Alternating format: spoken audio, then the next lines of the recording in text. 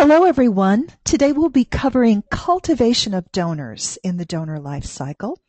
And with Orange Leap, you can find and segment donors for targeted communications and outreach so that no matter where they are in the donor life cycle, their relationship with your organization and their passion for your mission is strengthened.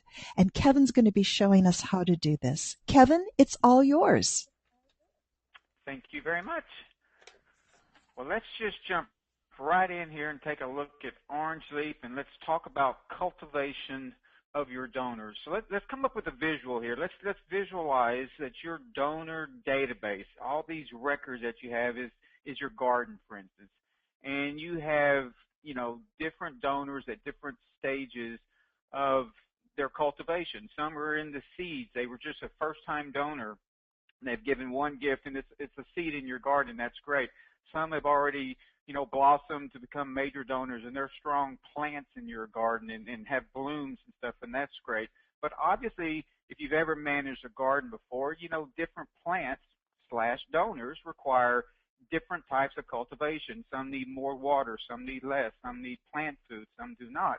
It's no different than with your donors when we're talking about cultivating them and moving them from a donor to a key donor, or from a consistent multi-year donor to a multi-gift per year donor, moving a donor to a major donor, or even a donor to a lifetime donor, planned giving, where maybe stocks and bonds and something are in the future for you down the line. So we're going to discuss cultivation and the tools that Orange Leap provides you to manage this beautiful garden of yours, i.e. your donors and the different stages that they are within your garden and how they can be cultivated. So one of the first things that we can talk about in doing that is, first of all, how do you identify all these different plants, again, using that visual, these donors in your donor database to know, what is your cultivation practice, what should it be based on where they are within their giving history and so forth. And the very first thing is, what's wonderful about Orange Leap is, with our search engine here, you can find these type of profiles, these type of donors, again, these plants in your garden, very easy without the cumbersome need of running very difficult reports, such as, if you'll notice here, I can just do major donor without a space, and just that quickly I have discovered all of my beautiful major donor plants in my garden. And right here, see how many I have, and can drill down to the records from right here. I can save this search, and if I would like, I can not only save it, but I can place it on my dashboard right here, so I have real-time, right in front of me, knowledge of the number of major donors I have, and know immediately when one of my donors, one of my plants has blossomed and moved to major donor, which will trigger certainly a different cultivation strategy than what they were originally as just a donor. No different than on my dashboard here, I have first-time donors. This would be critical to know as well. When have I got new seeds in my garden? We have moved them from just a name. We have, managed to get that first gift, so that's great. They're in our garden now as a donor, but they're a seed. That certainly is going to require certain cultivation and strategies on my part to have that seed blossom, break through the surface and become, hopefully a major donor, or at the very least a multi-gift donor throughout the year. And so just right there with the search engine, you can see how easy with Orange Leap it is just to get that basic information, however, very important information. Now, we can go to a record as well and even leverage that even more, because obviously you're going to want to profile your donors, your records, beyond just, in this example, major donor, frequent donor, and unfortunately, hopefully, not too often a lapsed donor. But there's also other profiles you probably will want to include on a record that will help you segment out these different plants in your garden, i.e. donors, again, using that same visual, so that you can put together the most effective cultivation strategy so that you continue to grow these donors, build relationships, capture their heart, so that they, they just stay with you and involved in your mission for a very long time. We have these profile types, and I can open this up, and this is just a selection or an example of all the different type of profiles you might want to attach to a record. And this is all configurable by you, the organization. This is just my examples. And there's no limit to the number of records or profiles you might want to attach to a record.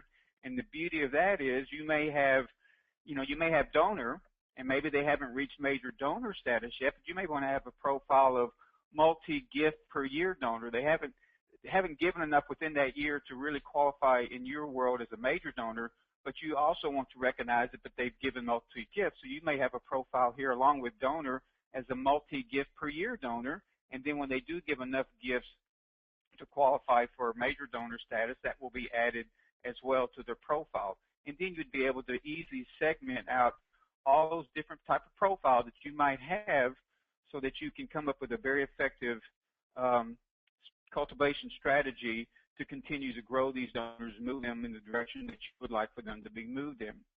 Another example would be when somebody's reached major donor status and you would like to see if you could really increase or see if there's a possibility that the size of their gifts could even get larger. It's great that they're a major donor, and it could be that they've just given a lot of small gifts, which is great, that reached a certain giving threshold to be a major donor, or it could be they just give one big gift a year that qualifies as a major donor.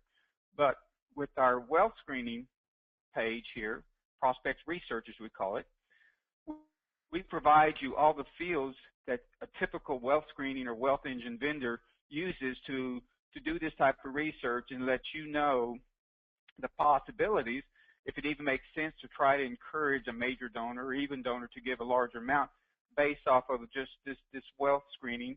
And so there's no sense in requesting a larger gift or on your pledge card that you send out suggesting pledge amounts that are not really realistic to what that donor might can give because you don't have the wealth screening information, or not able to put it on the record like you are here in Orange. So this would be very valuable to you as well.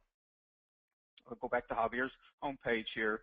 Another way to to really cultivate these different donors at these different stages is, of course, through your appeals, through your ask, your pledge, your pledge cards.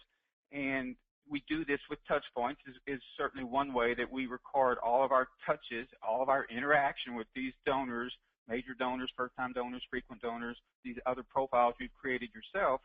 And the nice thing is with these touch points, you can assign them to a particular campaign or to a particular appeal as well, so that now you can track to see, how many times have we followed up or just sent out a thank you, or how many times did we just do a follow-up call to check in on our major donors as it pertains maybe to a particular appeal, and then you can see the results of those touches. You can run reports to see how many times did we have follow-up calls with our major donors after the spring appeal email blast went out or newsletter went out, and then you can run that report and compare it to the number of gifts that you got in as a result of those touches and determine what was a very effective strategy and how many touches did it take to cultivate that donor to respond to an appeal, and what was the size of the gift as a result.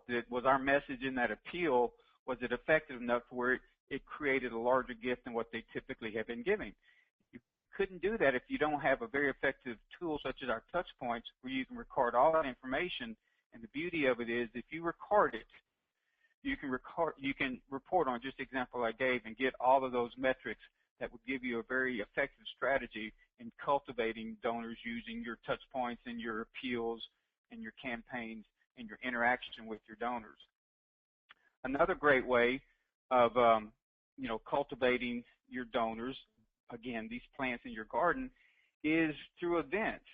And invite them to events. And certainly you may have a different event targeted for your major donors that give a big gift once a year, and that's kind of their, where they're comfortable because maybe they have, stock options that always come to fruition at the same time of the year. They get dividends back or something, so they're more than happy to be generous with their donations at that time. So it would make sense for you to have an event or something targeted for that particular niche of donors that fall in that. You could have a different type of event for those other donors who give much smaller gifts, but they give more frequently, and you might have a particular event that's targeted for that particular niche. Well, that's great and dandy, but if you can't figure out those niches, if you can't segment those records into that to know who to invite for these targeted events, it doesn't do you any good. So if we go to our events module and show you how effective that is and how easy it is to do in OrangeLeaf, let me just open up an event I have here. And you can see there's just many areas and many fields to where you can build your events, these particular targeted events for these particular donors that we're trying to cultivate to move along, like I said, moving them from a donor to a key donor, from a donor to a major donor, to a lifetime donor, and so forth. And so in these template here for an event, you can see you can set up the event, give it a name, start date, end date. Here's your list of participants already that have been confirmed and participating. Here's your volunteer information. But what's also nice is right here under target participants, I could search and find, by using the last name or by doing those text fields.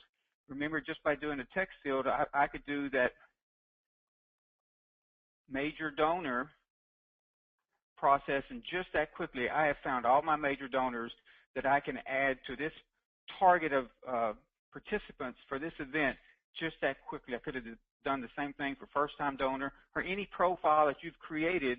You could just use this target audience search to populate those records on this event to know who you need to be sending your invite out to, your invitations out to. It's a great tool and very easy to use, and you don't have to run a report or anything to do that. It's right there on the event page for you to leverage that functionality. And finally, another way of cultivating these donors and moving them along is, besides specific niches or donors, you could have recognition awards. You could have volunteer opportunities where they just can come in and volunteer, and you don't necessarily ask a gift from them to get them to volunteer, to really see your mission in action and see what their gifts are going to accomplish. And we support that very easily as well with our volunteer module. Let's all open up real quickly and show you how you are able to capture information unique around your volunteers or these volunteer opportunities and identify those donors as well, where you can capture information unique to your donors as it pertains to their volunteer interests and know which would be the correct donors to invite to help volunteer at a particular event. This is the purpose of cultivating and building that relationship and helping move this process along, move their gifts along. And as I said earlier, when it comes to like your pledge reminders or your pledge receipts that go out, that's critical that you know what was their largest gift, because it's a great strategy or it's a great practice to put on those pledge reminders, what was their largest gift as a starting point, and then make a recommendation maybe of a couple of gifts that are slightly more than that, just to encourage them to increase their giving. And again, going just back to our profile page here, Javier, our record here, we can go to the gift payments tab and go to the gift summary. And on this page right here, you can see the first gift, the maximum, the minimum, what's the average gift Javier has given. And down here at the bottom, I can see, what was the largest gift that he's given, what's been his average for the calendar month, for the fiscal year. This is right here at my fingertips, so I know immediately when I send out my pledge cards what to start off with is the largest gift he gave. Start with that, and then let's come in a couple of amounts larger than that just to see if we can increase his giving threshold. And finally, when it comes to gifts and pledges, I wanted to show you another nice thing about pledge reminders is that when you do create a pledge or have your donors doing pledges, another great cultivation is the pledge reminders. And you can, with our business rules, you can set up multiple pledge reminders that automatically go out to the donor, reminding them of their pledge and what amount they pledged. And you can include in those pledge reminders, again, what this pledge, what it's going to accomplish in your mission. Let them know that it's really making a difference, but also let them know what amount they pledged and what they've paid so far, and all that can be done automatically with the pledge reminders.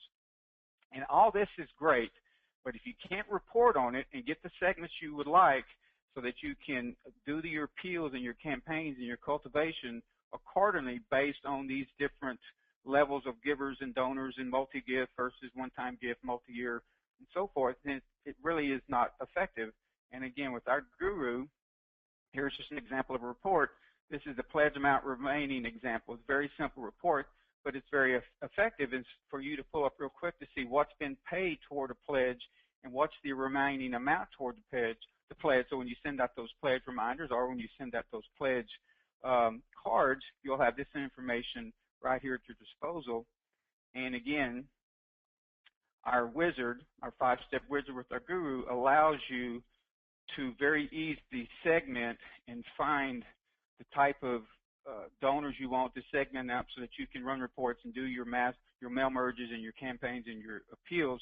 And you can do that very easily through our guru here, where you can build these reports very easy, such as constituents and their transactions, constituents and their gifts.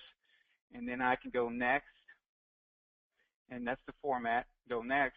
And then you'll see very easily I can go down here and find that gift summary information that we just saw, and I can very easily add the largest gift amount onto a report just that easily. First gift date, what was the largest gift date, when was their last gift, and so forth. And this is just an example of how easy it would be to segment out those donors, get the information you're looking for so that your cultivation strategy will be effective. Don, thank you. Kevin, thank you for taking us through all of the different functionality that helps development directors segment, target, and determine critical ask levels for cultivating new donors. We appreciate your time today, and we like to remind you that there are several other helpful videos at the Orange Leap website at orangeleap.com, and we've covered each of the different phases of the donor life cycle there. Thank you very much.